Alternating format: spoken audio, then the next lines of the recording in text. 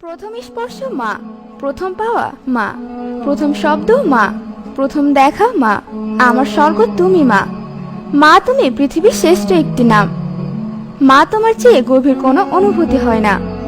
মা তুমি প্রত্যেক সন্তানের সর্বপ্রথম দায়িত্ব, যার প্রতি থাকে।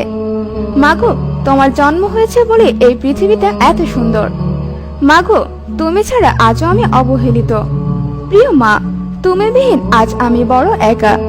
মা তুমি মানে এক চিলতে হাসি, যে হাসিতে ভুবন হাসে। মা তুমি মানে মিষ্টি বকুনি দিয়ে আবারও আদর করে ডাক দেয়া একজন, যেই বকুনির আড়ালে রয়েছে ভালোবাসা আর ভালোবাসা।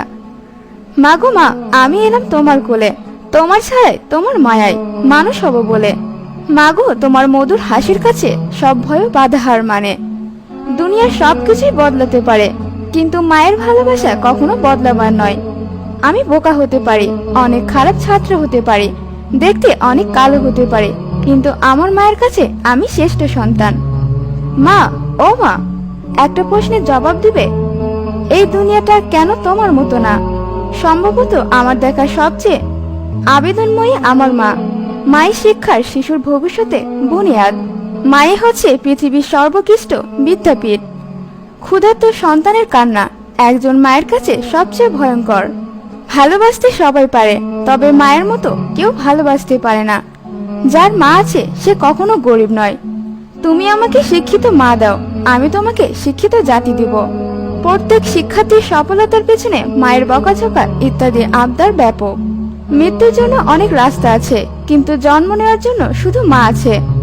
বৃদ্ধাশ্রমে যাওয়াটা মায়ের দুর্ভাগ্য নয়, দুর্ভাগ্য ওই সন্তানের যে জান্নাত চিনতে পারেনি।